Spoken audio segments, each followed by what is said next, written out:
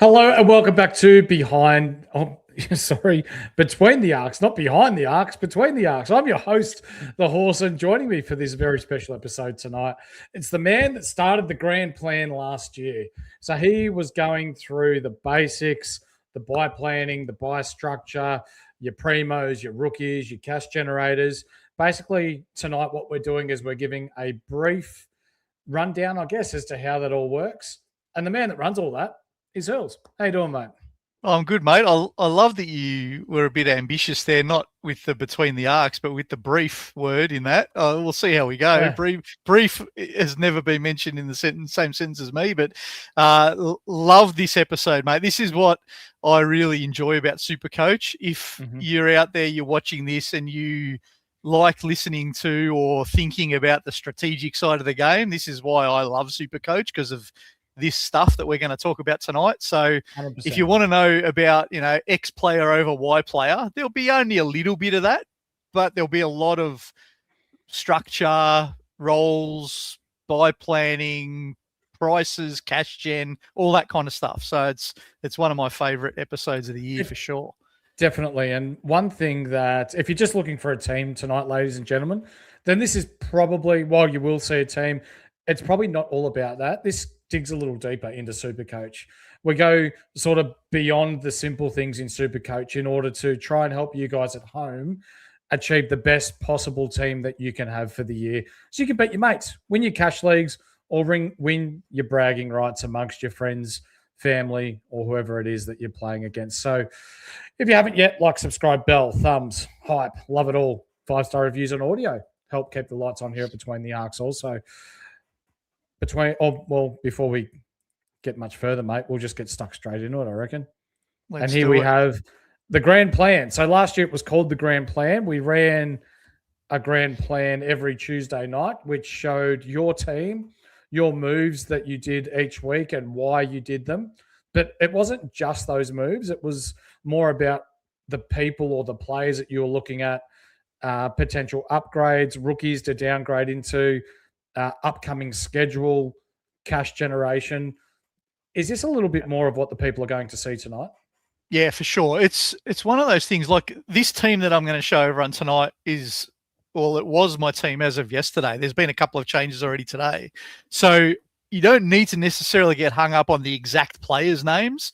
But what I'm going to do is I'm going to walk through a starting team and the structure that I like at the moment. So it will include the structure that I prefer for this season based on current information and where we think rookies might land. And there's a bit of assumption going into it because it depends on rookies as to which line we can go harder on and which line we can potentially fade a bit more on. But then definitely thinking about how do we set this up with the best opportunity to work through our 40 trades and get to full primo and navigate the balance of scoring and cash gen. Because that's what SuperCoach is in a nutshell. It's balancing high scores and cash generators. Like everyone can pick the right primos or from a pool of primos and stuff like that. It's what do you do to balance that out?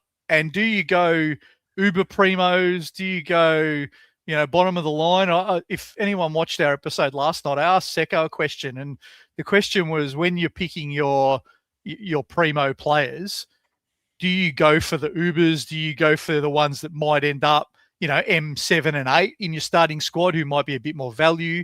And a lot of my thinking will be displayed tonight into where I'm going. My team's a bit different to Secco's, I must admit, and my strategy is a bit different, but the rationale we'll walk through and we'll explain. That's why SuperCoach is a great game, because you can win it coaching in several ways. We're not saying that it's one size fits all when it comes to SuperCoach. You could have the right primos at the start and touch would be blessed with the right rookies and have a dream start. But unless you've got a solid plan in place and know where you're going and looking ahead to the schedule and attacking it right, then it could be just all thrown away to nothing, Hurls. Yeah, absolutely. And I think more than the player, it's knowing the role. I'm really big on that. Like when you're picking your team, there's many options, and people will know of a guns and rooks strategy, or they'll know of a mid-pricer strategy, or probably what most of us end up going with now that we've got 40 trades is a bit of a hybrid of the two.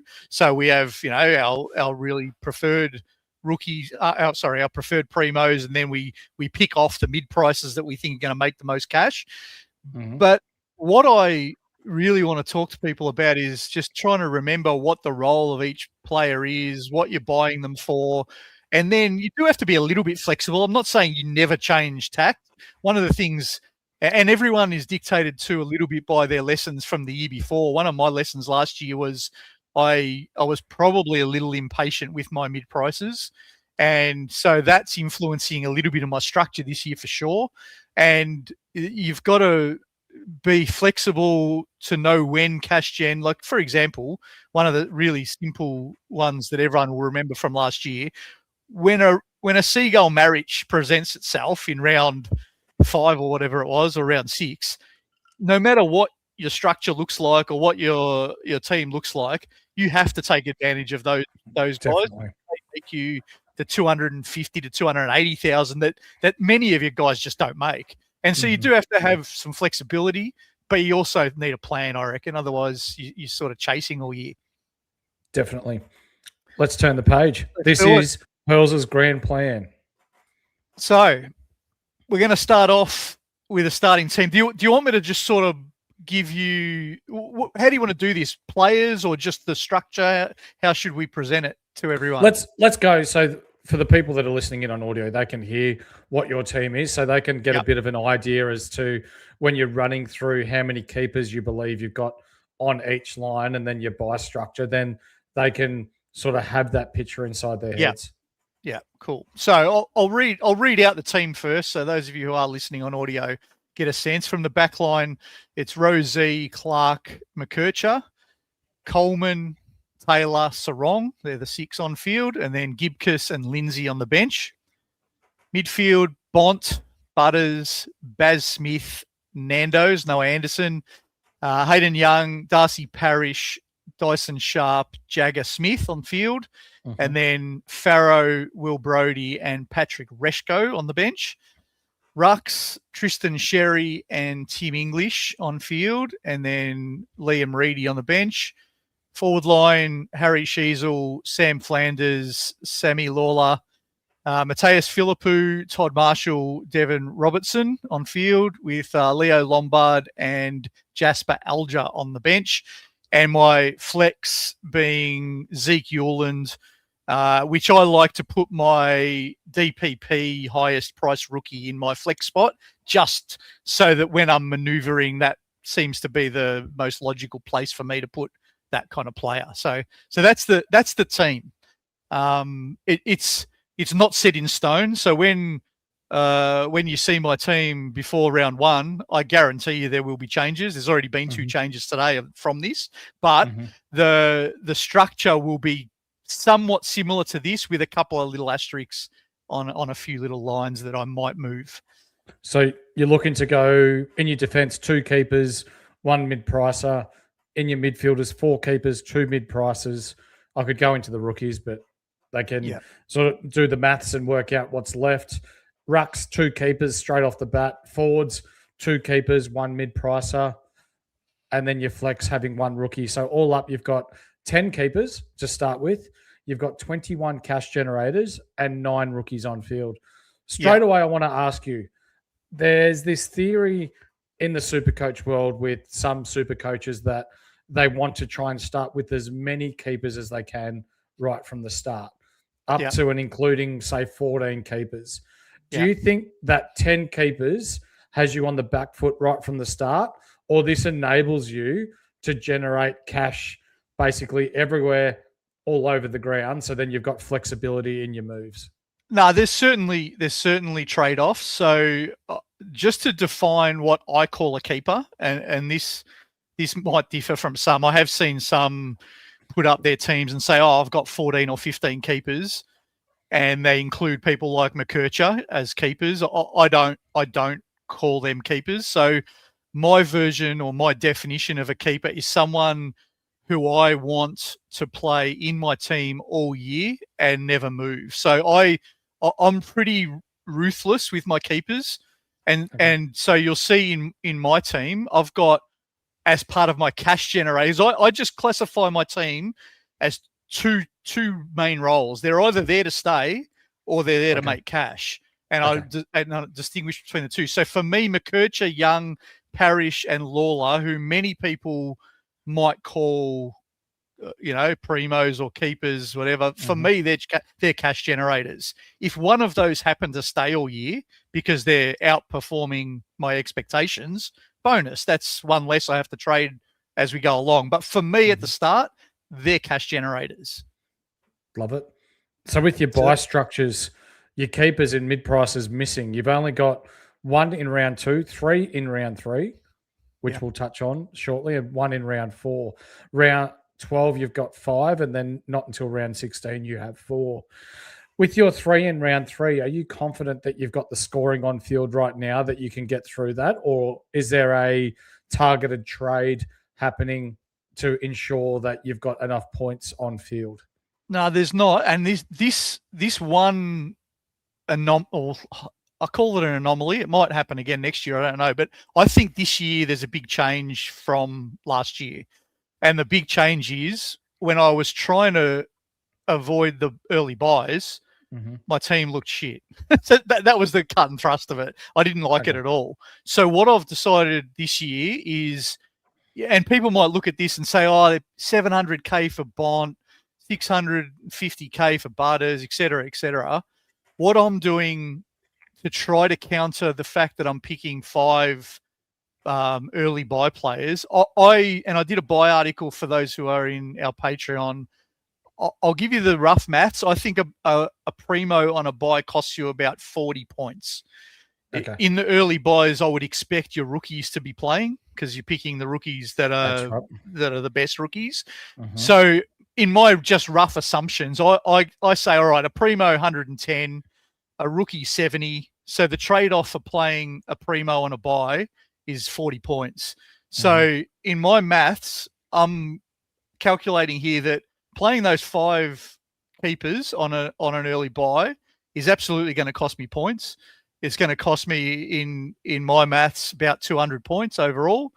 And you'll notice also, for those who are seeing it on the visual, in my early buys, I count keepers in mid prices missing because I'm relying on them for the points.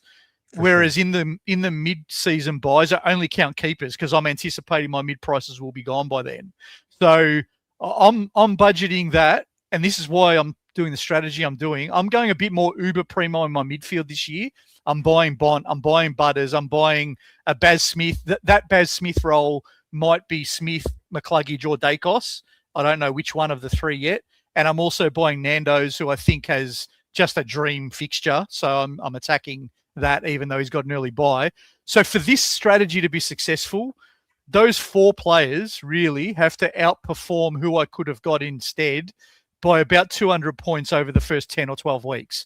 I don't think that's overly difficult given who they are. That's the way I'm attacking it. I always say to people, if you want to play a non-buy player, go for it, but never pick a non-buy player you don't like over a buy player you do like. You should have them in the same tier to use that as the tiebreaker. Love it. Is there anything else you'd like to touch on before we move on to our next slide? The other one that is the trade-off in my team at the moment is I am tossing up between 10 keepers and 11, and I haven't decided yet. So in this visual that we've got on the screen, there's 10. The difference actually becomes the cash generators, so it'll be 11 and 20, but the rookies on field stays at 9. And I think that's a really important point for people to be counting in their teams. Count how many rookies you got on the field, because the way you need to attack your upgrade season, and I'm probably not telling experienced players anything here, but the quicker you get those rookies off the field, the better. So when we get into the trading and the cadence of trading, your whole purpose then is to take the 9 down to 8, 8 to 7, et cetera, et cetera. And usually what happens is the teams that are right up the top in the early part of the year are a step ahead of the ones who aren't. And the ones who aren't are probably sideways trading too much and they're not getting those rookies off the field. So that number's another one I like to count. For sure. Let's move on, mate. Let's do it to the next bit. Now, this I have to give credit here to our man Secco, and he is, as we said last night, he's a genius when it comes to all of our cash generation, and I think cash is king when you talk about SuperCoach. And so what I got Secco to do for me is just give me a few numbers around how can I make some assumptions around what players are going to make what amount of cash. So on the table, for those of you listening, what I've got is your 119.9 rookies. They need to score after round 8. They need to score 45 average a week to make 100K.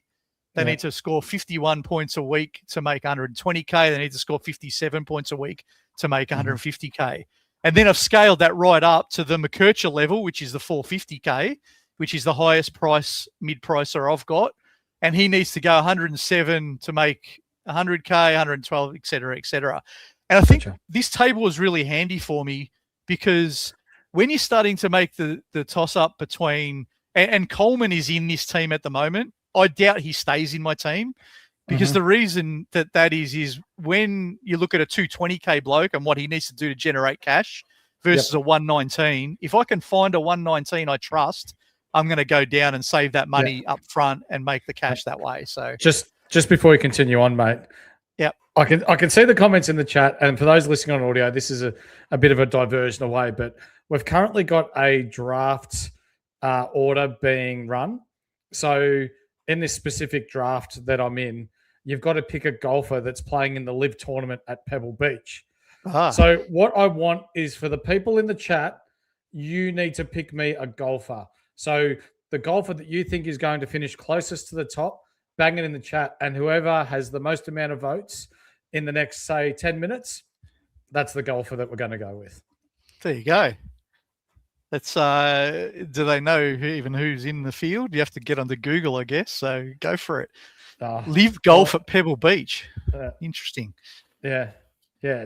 I would have picked Arnold Palmer, but apparently he's not playing anymore. So he retired a few years ago. So anyway, that was just I thought I'd just put this has nothing really to do with my team, but it's a guide to help people. I see a lot of people talking about cash gen and talking about mid prices as if they're going to just make this magical 150 really easily.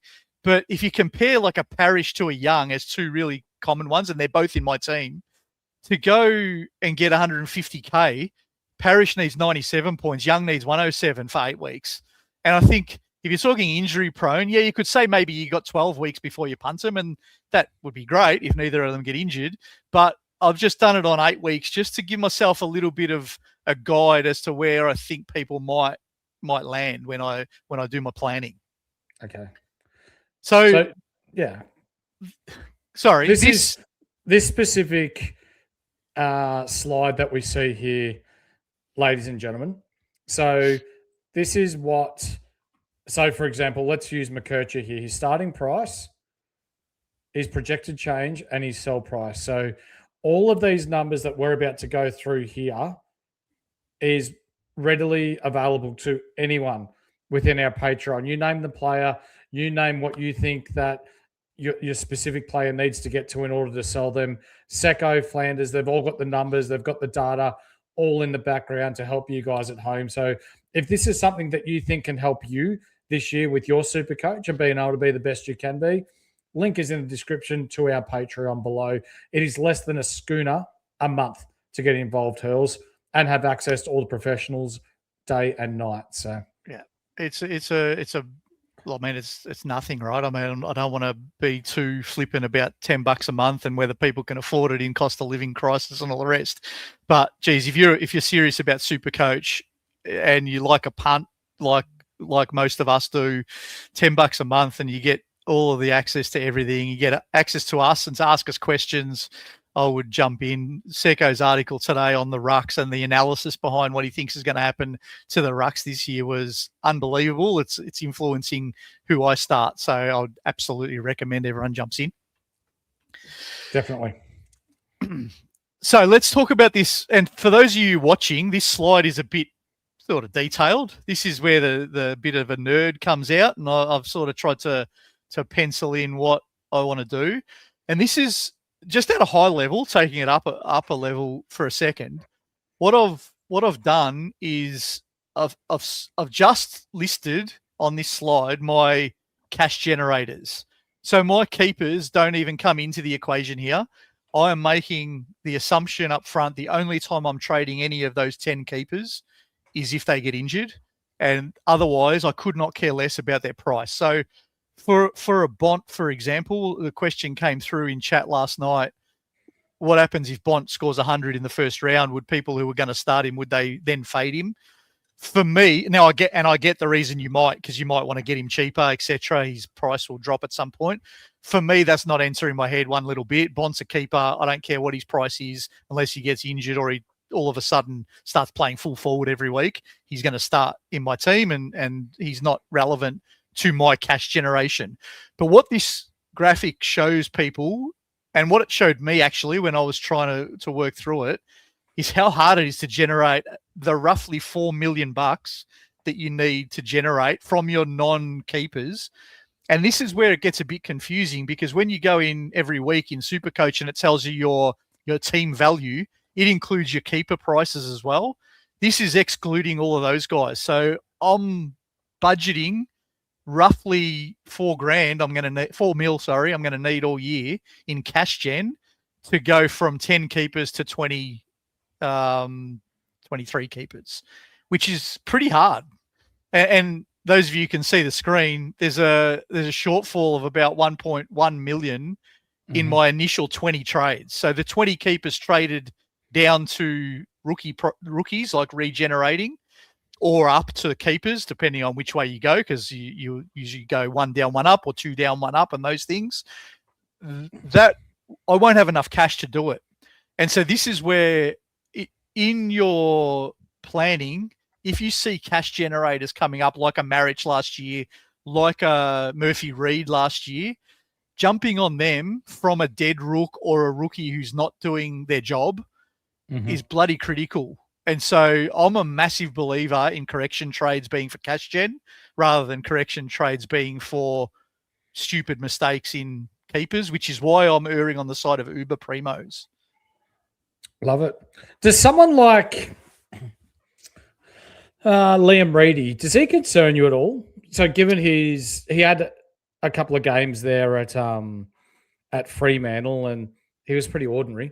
He was going across to Carlton and, you know, people are all up and about him being, you know, the next best thing since sliced bread down at Carlton, which you'd be fucking stoked to hear, Hurls, given how much you love the Carlton Footy Club. But having someone start like that at 119K DPP probably isn't too bad, but is that someone that could alternatively go the other way and you'd be stuck with someone getting 30s and 40s and no real cash gen? Yeah, you'll notice if you're watching us on YouTube that my strategy for Reidy is that I'm treating him as a dead rookie already. I'm budgeting that he makes 30K for the year and that I never trade him. So that's one. What I try to do when I'm doing my plan is try to be as realistic as I can be and not overinflate some of these numbers. So like for McKercher, I've budgeted 80K. For Reidy, I've budgeted 30K and never trade him, because if he only goes up 30K, what's the point in trading him? I don't think I'll bother. Some of the basement price rookies, I've said 150.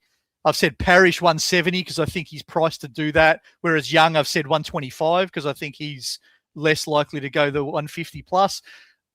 You won't get all these right, but I think if you can be a little bit more conservative on the side of what you think will happen, the 2 or 3 guys who go up 250 then make up for some of the ones that go up 70, for example.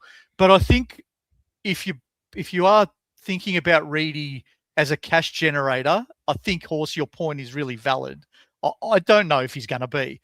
If he's playing, and now he may end up, if Shitneck gets injured, he may end up playing in the ruck, and he will make cash then. That's the advantage, I think, of Reidy. Whereas if he's playing forward ruck as the dual ruck with Shitnet, I'm not budgeting him to be making anything. No. He didn't really show much forward of centre either, did he? Nah. He would need to play probably solo ruck for a period of time to get a spike.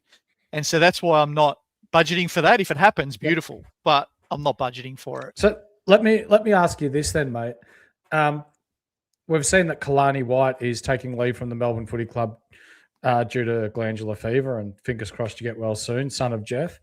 But would you, if people aren't expecting him to make any coin, would you just take the extra 20K, bring in Kalani White, who's a bottom priced rookie, 99K, and then potentially be able to use that as a loop? Or are you a bit worried with Melbourne not having many Sunday games that could go sideways? I think it's doable. Like we all did it 2 years ago, I think it was, with Cohen Livingston from West Coast. They had 14 of 24 games on the Sunday. They did, which really helped. I'm more inclined at this point anyway to go either Reidy or McAndrew, who are second rucks at their team. He's been making some noise, McAndrew.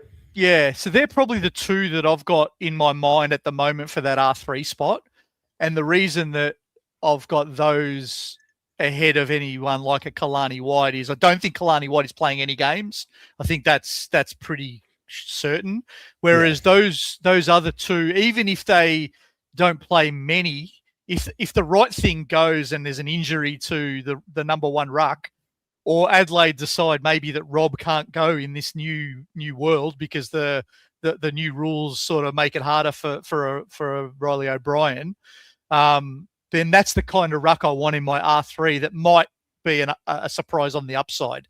But in my planning, I'm not budgeting for those to be big cash generators because I think that would be a bit too, I don't know, too wishful thinking in my mind anyway. I like it. Again, if you'd like to continue talking with these sorts of points, Hurls is available within our Patreon morning, noon, and night. And given that he's in Perth, he's 3 hours behind the proper states over east. So that's it. Even if it is late at night, it's usually lunchtime over there. So the other thing before we move to my final team, which is on the next slide, you've already seen who my targets are on the right-hand side of this slide. So my primo targets are Nass, Whitfield, Sinclair, Blakey for the 4 defence spots. Dacos, McCluggage, Callahan, Heaney for my 4 midfield spots. I don't need rucks because I'm assuming that my 2 keepers stay. And then my 4 forward spots are Darcy, Rankin, Petrarca, and Phil Thorpe. They're just wild assumptions at the moment. Like there might be other players. By the time I start trading season in round 6, 7, we'll have more evidence and data about who the right guys to target are. But one thing I'm doing in my starting team is I think my 2 rucks, 4 of my mids, and my F1, I'm aiming for the top of the line. So I'm anticipating I'm going to be chasing the more F3 to F6 range because I'll have Sheasel and I think Flanders is going to be comfortably in there as well. Whereas in defense, I'm going to be chasing some of the other guys. And some of my rationale here is when I'm doing my planning and assumptions, I'm budgeting for my purchase price for these primos to be 50K cheaper than their starting price. We know that all the 600K guys drop at some point, and I know I'm not going to get all of these right. Some of them you're going to have to pay a little bit more than what I've budgeted for. But what I'm anticipating is that at least I don't have to chase Bont, Butters, Sherry if I go this way and all that kind of stuff, because if I take 50K off them, you still got to find 650 for Bont versus taking 50K off Nass, you're still only finding 570. So a bit of my thought is to spread that risk because I think no matter whether you start them or don't start them, you're going to be chasing these primo level players and you're going to have to find the cash for them anyway. Definitely. Let's move so into let's look at the final team, mate. But before you do, mate, for those that are watching along at home and aren't yet, our unlimited league is open 436-783. I repeat, 436-783. Hurls, if people join for free, what do they win? $250 for absolutely doing nothing. So jump in, join. If you win the unlimited league, $250. And the added bonus, if you are a Patreon, we will double that. So you'll get $500. So it gives you that added incentive for the $10 a month. If you're in there and you win our unlimited league, it's $500 for that. Mhm. And I think there's a weekly price too, isn't there, Horse? There is, thanks to the guys at the Standard Squeeze. You will win a Standard Squeeze pack if you get the top score each week. So plenty of prizes to win. There is over 1,250 people in there already, which is a new record for us. If we can get that to $2,000, 2,000 participants, I reckon we might do a little cash giveaway before the season starts, Hurls. Beautiful. Can't go wrong. More free stuff. Get involved. Let's do it. The end game. Talk to us. So what I've done here is use some nice little cut and paste and just put together what the end team might look like. Now, some of these names might change. I might not be able to afford some.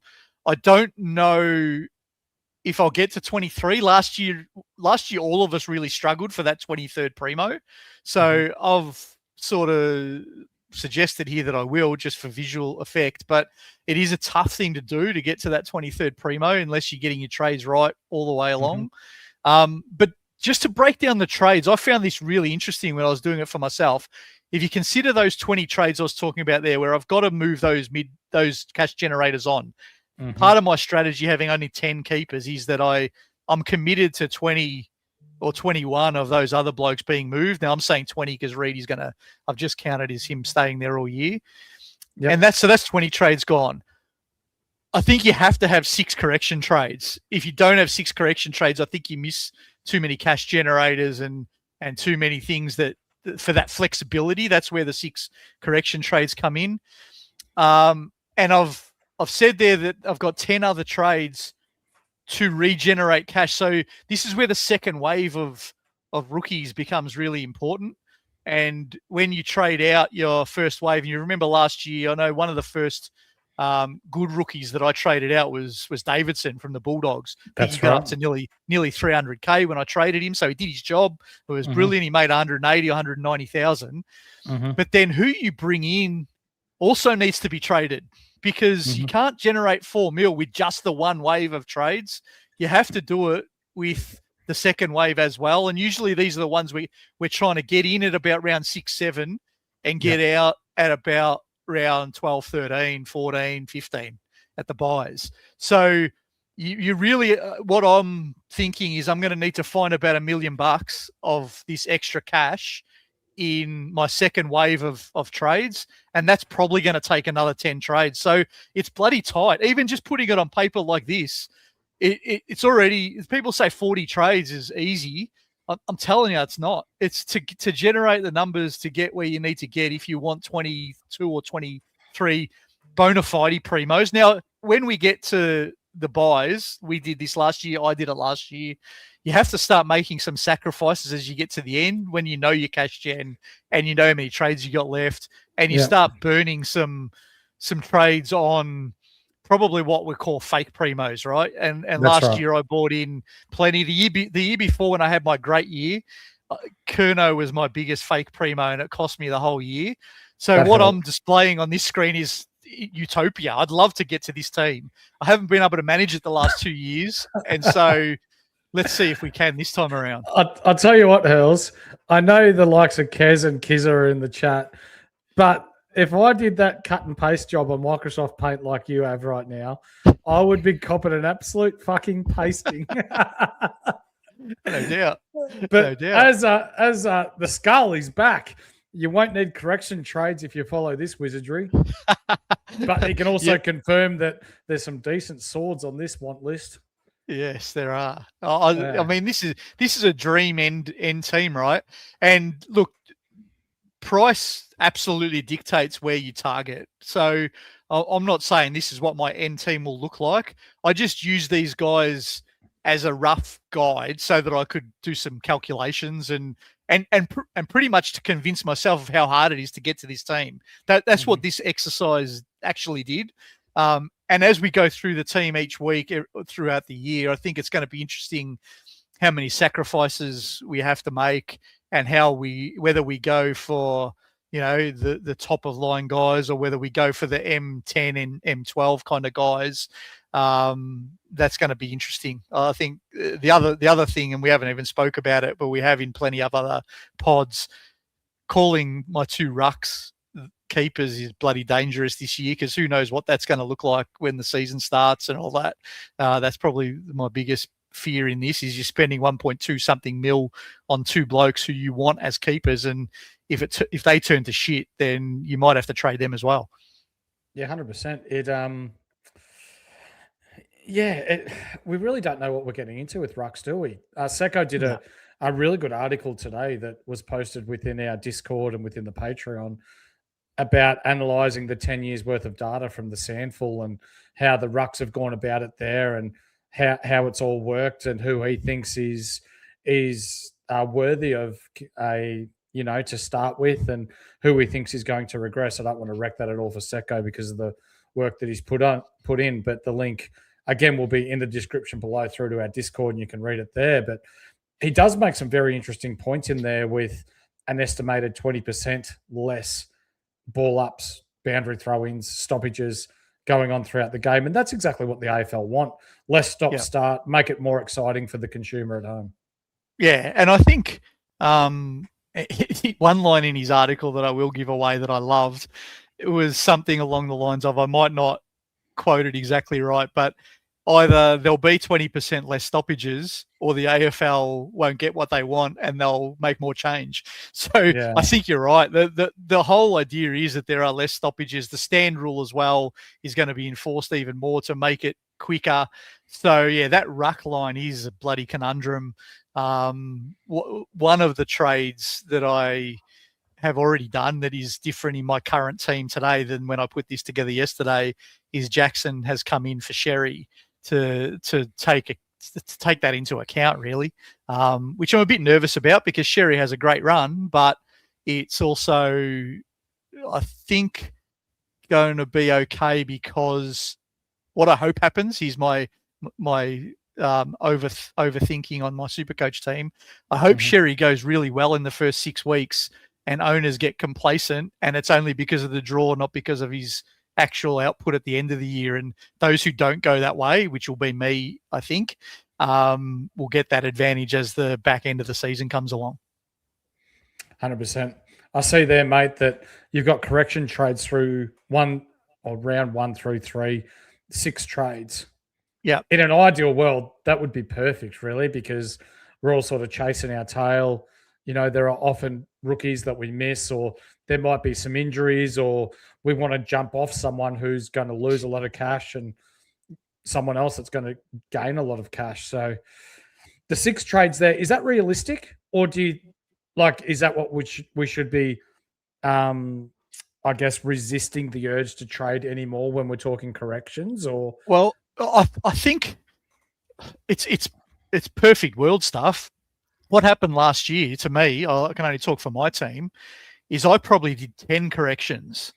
And because I did 10 corrections, that's why I had 0 in that last category when the buys finished. So I think this is just to give me a bit of a guide around if I get to round 3 or 4 and I'm doing 7, 8, 9, 10 corrections. Now, I'm not saying I won't do them, because it depends on whether you need to. Last year, I had some horrible starting picks like Perryman that needed correcting. Wasn't that a fizzer? Yeah, I had like a lot of people, I had Camporelli, who was a dead rook after 2 weeks. So there was some that I had to move on, and so I'm pretty aggressive with my trading, as people know. I don't usually have too many left after about round 16 or 17. So I'm not saying I won't use more than 6, but ideally that's where I want to sit. And I think if you can sit between 6 and 7, 6 and 8, I think you're half a chance. If you get your is that what the kids do? Hurls, you did it. I don't know. If you get the 10, and it could be 11 keepers. A lot of people out there will have 11 keepers because they're not spending up on Bont and Butters and Baz. They're going for more your Errol Gouldens and all of that, and that stretches your keepers to 11. If you get those 10 or 11 right, and you only have to do 6 correction trades up front, I think you're in a really good place. That's the first marker at about round 3, 4, or 5 as to whether you're on track to get to the end or not. Definitely. So as we see here, for those that are listening on audio, the trading to get here, which is full primo, including the flex, sale of 20 starter mid-pricer rookies equals 20 trades. The sale of 10 additional purchase players equals 10 trades. 6 correction trades, 4 injuries or spare trades. In an ideal world, that would be awesome, but we know what the AFL are like with resting players and injuries and that sort of jazz, and especially Geelong, who, it's up until an hour before the game, and then they sort of let everyone know, so it can be difficult at times. Yeah. And then we just hope we get there, right? That's all I've got in terms of the visuals and all the rest, but happy to, I don't know, you want to go for some questions, or you want to? Yeah, absolutely. So for those that are listening on audio, the end game team that Hurls has here is Connor Rozee, Jordan Clark, Nass, Jack Sinclair, Lockie Whitfield, Nick Blakey, and then 2 rookies on the bench. Midfielders being Bont, Butters, Smith, Anderson, McCluggage, Dacos, Callahan, Heaney, with 3 rookies on the bench. Rucks being the same, Cherry and English, with, surprise, surprise, Liam Reidy made $0 for the year on the bench at R3. Forwards, Sheasel, Flanders, Rankin, Darcy, Thriller, that's Riley Thilthorpe, Christian Petraka, and then Jackson in the flex with 2 rookies on the bench in his forward line. What we'll do now is we'll get stuck into some questions, mate, and comments, and we'll go from there. It's question time. Let's answer your questions for the week ahead. And how relevant is this? You ready for this? Did Horse update its question time graphic yet? No, not yet. No, it's clearly. Not yet. Ollie, ready for another awesome video with you, legends? Appreciate you, mate. Thanks for tuning in. Masdi Baher, 40 points. Do you count Bont as 70 points when he's missing in his bye? No, so I use the same calculation regardless, and you're going to get some right and you're going to get some wrong. So I think, yes, Bont might average 130, so you might lose 50 points in that week, but you might also get one of your rookies scoring 90, right? So I'm just using the rough calculations of 110 for your keeper being out, 70 for the replacement rookie being in. Give me 40 points and just work around those maths. Some weeks it might be 60, some weeks it might be 20. It'll play out in the wash. It's just assumptions. You're not wedded to these numbers by any stretch. Skull Hurls has gone very deep here, like me in 1973 with the 2 Pommy girls during the Ashes. What a man. Beers and punting, you boys have my attention. Well, inside of our Patreon, we've got a punters club. Might be something that you might like to get your little fingers around there, Jack. Big 40. Big forward. Remember the good old days when we had 20 trades? Hurls. Do you remember those days?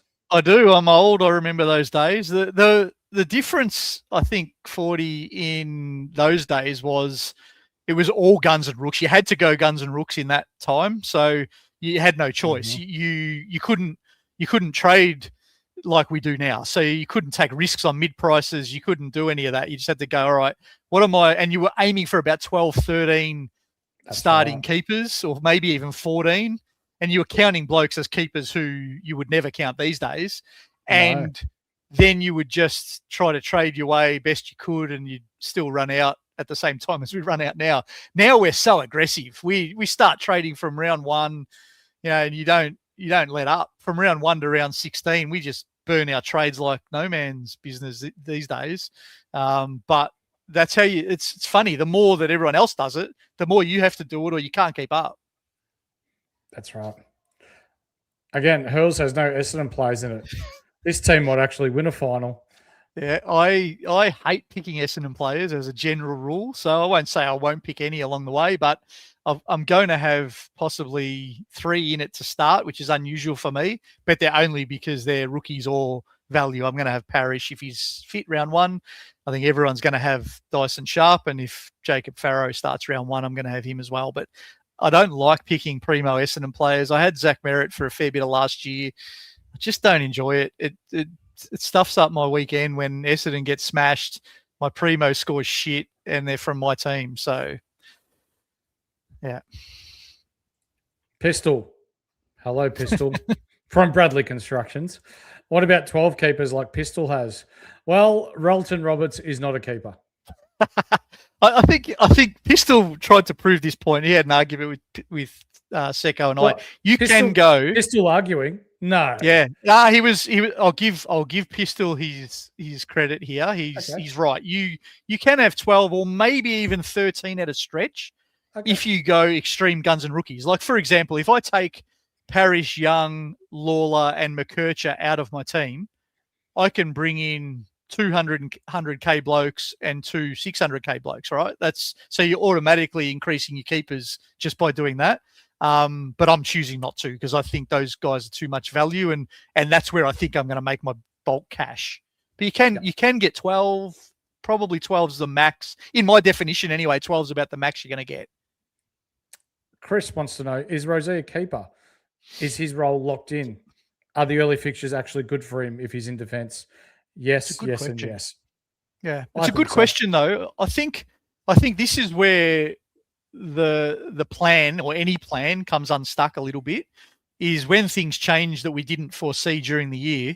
And last year it happened in reverse for this exact player. So those who picked Rosé at the start of the year as a stepping stone or as a mid-pricer, as a cash generator, whatever you want to call them, and then he got DPP, went back to defence and became a keeper, you got your +1. If something happened and Rosé moved and he became a non-keeper, obviously you have to adjust on the fly.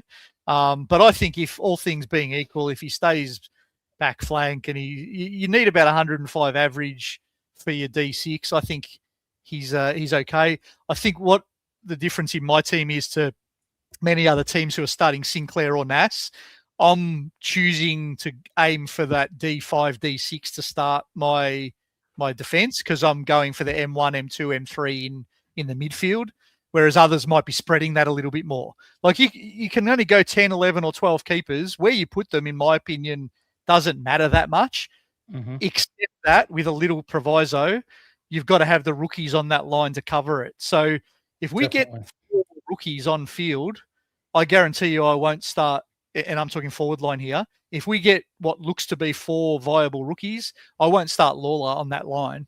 I'll punt him for 4 rookies, and I'll punt the forward line altogether. But you need the rookies to be able to do it.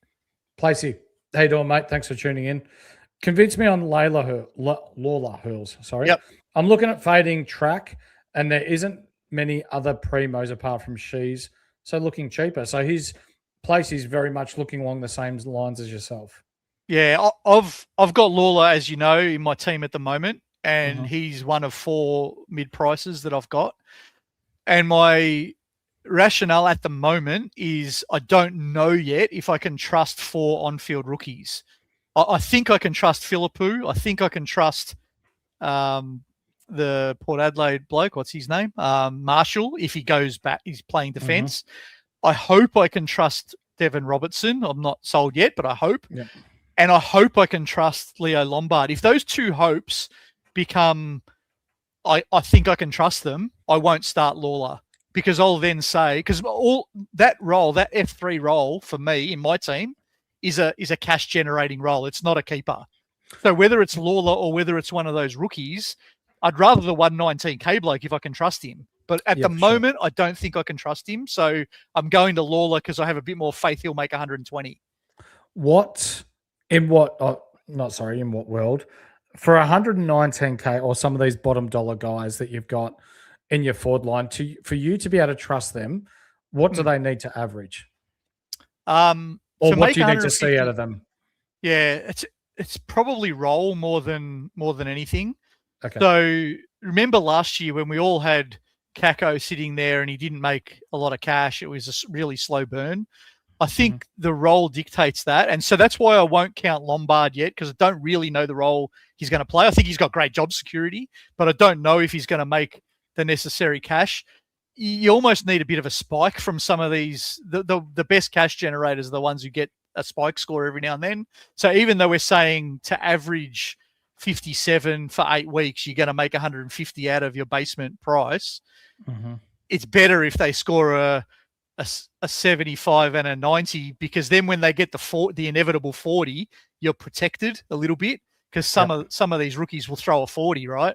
If they throw three 40s in a row, though, like Kako was doing, it becomes hard to trust them to make the cash. So for me, it's roll. If I can see Philippou, Marshall, Dev Robertson, and one of either Lombard or maybe what's the Freo guy, Murray, we've been talking about a bit. Tobin Murray, yep. Tobin Murray, yeah. If I can see 4 guys who I think have a role that can generate 150, I'll probably then trust that because I don't care for the forward line, to be completely honest. I think with Sheasel and Flanders, they're the 2 I trust. I'll worry about the other 4 keepers later in the year when I try to aim for Darcy and all of these. I think Petrarca's the interesting one. You can go there because of his early run, but I'm not. I don't want to go another Gold Coast guy. I'm only picking one, and that's Nando's. But to go back to the Lawler question, of all those mid-price forwards, I trust him the most because I think he's going to have 60-40 midfield split, whereas most of the others I think are going to have 40-60 or 30-70. Now, Joel Frazier's the interesting one. We've had some interesting conversation with some people on Twitter today. Bulldogs fans think he might get 60 to 70% mid-time. I'm not sold on that while they've got Bont, Richards, Libba, Kennedy, and even Treloar to a lesser extent. I think his mid-time will be more like 40%. But if he gets 60% CBAs, Frazier's a great pick too. Definitely.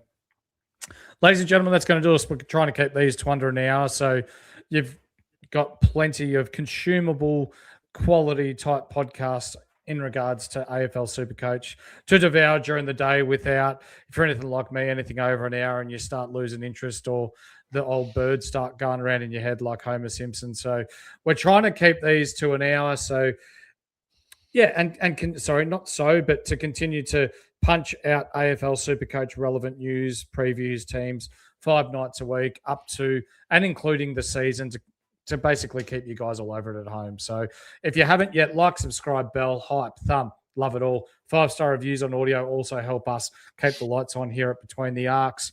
Hurls, tomorrow night. Squidy's What's team happening? reveal. Oh, been waiting for the great man's team reveal, Squidy. Yeah. Good to be back. Yeah, it'll be great to see the great man back, young Squid. He's a young fella's nearly turning 1, so he's been busy doing quite a few bits and pieces around the house, getting that ready. But yeah, it'll be nice to have the great man back. And he assures me it's not 30 North Melbourne players. So do we believe that? I'm not sure. We're just going to have to wait and see, aren't we? I am looking forward to seeing which North Melbourne players he has prioritised, though, because he knows a lot about his club. I'll be looking at which ones, especially rookies. If he's going on a rookie from North, that's something to look out for. Definitely. Ladies and gentlemen, that's going to do us for tonight. Again, thank you for tuning in. We will catch you again tomorrow night. We'll be back 8:30, depending on Squid and his son's bedtime. But we will be back live, interactive, to answer your questions at home. Take care of each other, and we'll catch you then. Peace.